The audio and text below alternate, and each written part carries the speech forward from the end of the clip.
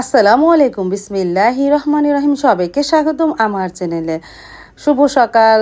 সবজি খিচুড়িটা রান্না হলো। গতকালকের ভাত ছিল, তরকারি ছিল, আর ফ্রিজে ছিল সবজি, ফুলকপি, গাজর, এগুলি দিয়ে আমি সকালে উঠে ডালে চালে সবজি খিচুড়ি রান্না করলাম। এই সবজি খিচুড়ি রান্না করলাম, কিন্তু তেমন একটা খাওয়াই হলো না। আর চা বসিয়ে দিলাম। সাইদুল্লাহ বাবা তেমন একটা খেতে চায় না, আমারই মাঝে মাঝে একটু মন চায় সবজি খিচুড়ি খেতে। তারপরে নাস্তাটা টেবিলে দিলাম, সারামণি চা খাচ্ছে, আর এদিকে মাকে আর সাইদুল্লাহ বাবাকে দিলাম। সাইদুল্লাহ বাবাকে দেখো কতটুক দিয়েছে, সে অল্প একটু খেলো, আর এই যে মা খেয়ে নিল, তারপরে আমি খেয়ে নিব।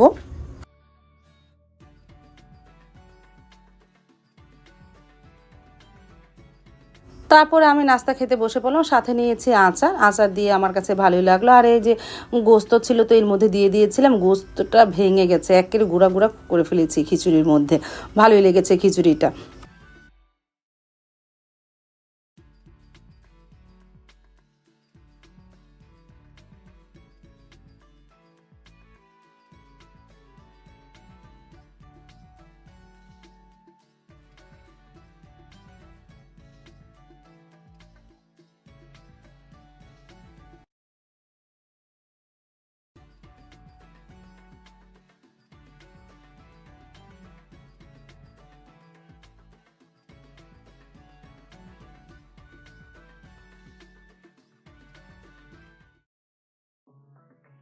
তারপর তো ঘরগুলি গুছালাম। ঘরগুলি কি মানে সকালে ঘর গোছানো হয়েছে, আজকে খুব সকালে আমি উঠে প্রত্যেকটা ঘরই ঝাড়ছি, আঁশ ফেলেছি, মানে প্রত্যেকটা ঘরে মানে সুন্দর করে একটু ঝেড়ে পুছে নিয়েছি। এই জন্য সকালে ঘর গুছিয়ে ফেলেছি। তারপরে গোসল করে আমি নাস্তা খেয়েছিলাম। আমি তো সবার সাথে বসে নাস্তা খেতে পারিনি। তারপরে তো নাস্তা খাওয়ার ঘন্টা খানিক পরে ঝালমুড়িওয়ালাকে ডাক দিলাম। দেখার পরে সারা মনে বলতে সামো ঝালমুড়ি খাবা, ডাক দিয়েছি। এই যে ঝালমুড়ি প্রথমে সাবাকে দিচ্ছি একটু ঝাল ঝাল করে। তারপরে জান্নাত বুড়ি আমরা খাবো, জান্নাত বুড়িও চলে এসেছে। এই যে জান্নাত বুড়ি আর আমরা এই যে ঝালমুড়ি খাবো। জান্নাত বুড়ি ঝালমুড়ি হয়ে গেছে, ওকে ঘরে বসিয়ে দিয়ে আসি। তারপর আমার ঝালমুড়ি হয়ে গেছে, আমি আর জান্নাত বুড়ি বসে বসে ঝালমুড়ি খেলাম।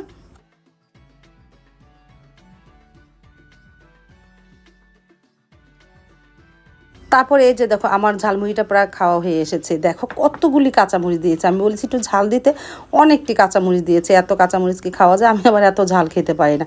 আর এদিকে দেখো জান্নাত বুড়িও ঝালমুড়ি খাওয়া হয়ে গেছে, সে কি সুন্দর করে ঝালমুড়ি খেলো দেখো। মাশাল্লাহ, জান্নাত বুড়ি খুব মজা করে ঝালমুড়ি খায়।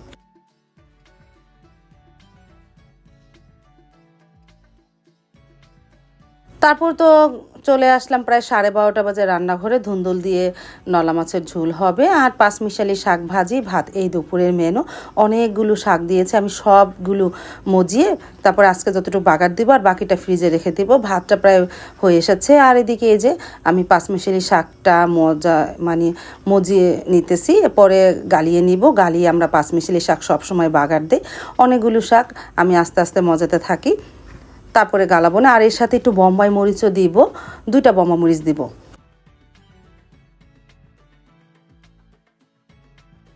ভাতটা ঠিকা দিয়ে পেঁয়াজটা ভেজে নিলাম, আদা রসুন দিলাম, হলুদ গুঁড়া, মরিচ গুঁড়া, ধনিয়া গুঁড়া দিয়ে মশলাটাকে একটু কষিয়ে নিব। আজকে নলা মাছটা ভাজবো না, না ভেজেই রান্না করবো, শুধু মশলাটা একটু ভালোভাবে কষিয়ে নিব। তারপরে এই যে হলুদ গুঁড়া, মরিচ গুঁড়া, ধনিয়া গুঁড়া দিই।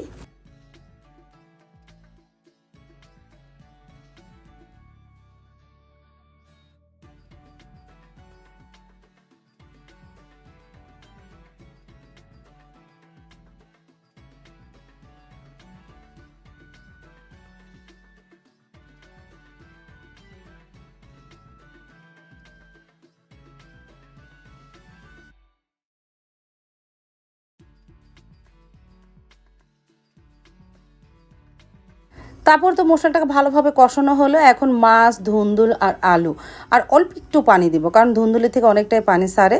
সব কিছু একসাথে দেওয়া হয়ে গেলে ভালোভাবে নাড়াচাড়া করে ঢেকে দিব, আর জালটা একটু কমিয়ে দিব। আস্তে আস্তে হোক, এতে করে ধুন্দুলটা নরম হবে, অনেকটাই পানি সারবে।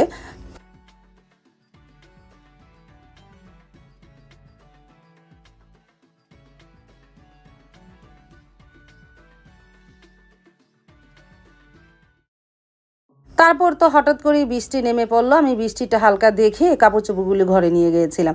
তারপরে ঝুপঝুপিয়ে প্রায় 1 ঘন্টা বৃষ্টি হলো। এর মধ্যে রান্না করলাম, ভালোই লাগলো। সকালে প্রচণ্ড রোদ, তারপরে বৃষ্টি। আর এদিকে তরকারিটা তো প্রায় হয়ে এসেছে, পানিও দেখো কতটা উঠেছে। আমি একটু শাক দিয়ে হালকাভাবে নাড়া দিই যেন মাছটা না ভাঙে, তবে একটু ভেঙে গিয়েছিল পেটির মাছ একটা, তারপরে অতটা ভাঙেনি। তারপর হালকাভাবে নাড়া দিয়ে আমি আবারও ঢেকে দিব।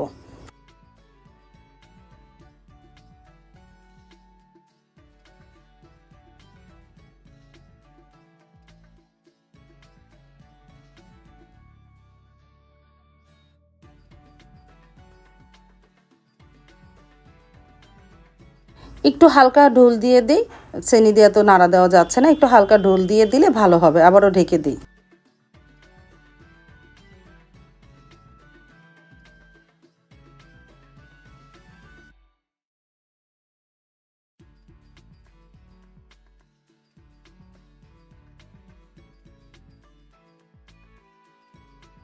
তারপর এই যে তরকারিটা প্রায় হয়ে গেছে, ঝোলটাও ঘন হয়ে গেছে, আমি একটু পরে নামিয়ে ফেলবো।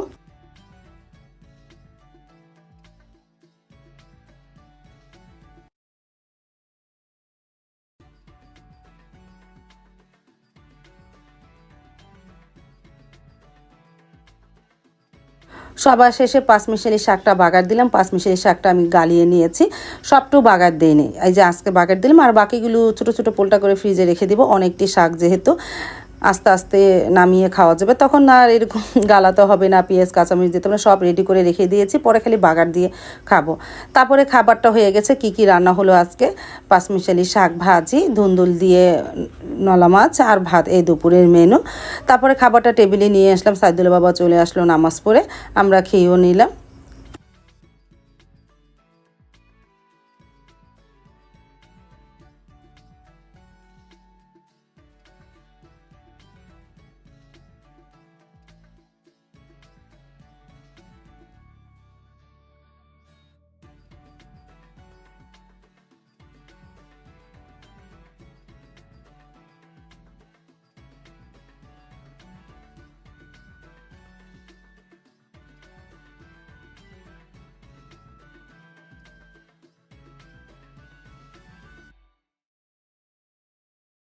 তারপরে বিকেলে আচরণ আবার শেষ করে রান্নাঘরে চলে আসলাম একটু স্যুপ নুডলস রান্না করার জন্য। সাবা বলতেছে একটু স্যুপ নুডলস খাবে। এই যে মিস্টার নুডলসের মানে এটা ঝাল নুডলস, দুইটা, একটা হাঁসের ডিম, একটা ফার্মে মুরগি ডিম দিয়ে স্যুপ নুডলসটা রান্না করি।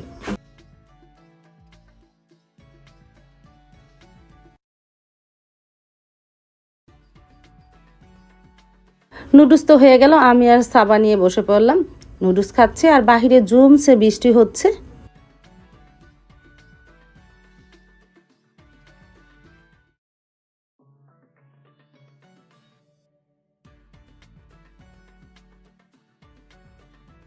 আর সারামণি খাচ্ছে চা, ও তো স্যুপ নুডলস খায় না।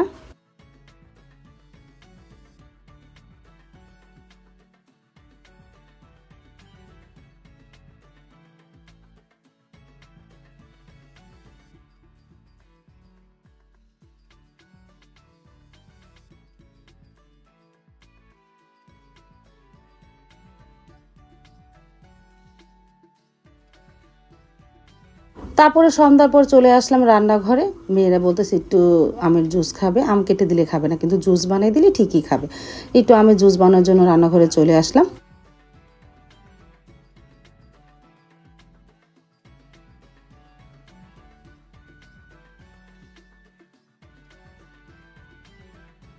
এই যে জুস বানানো হয়ে গেল, মেয়েদের দেয়, আমিও একটু খেয়ে নিই।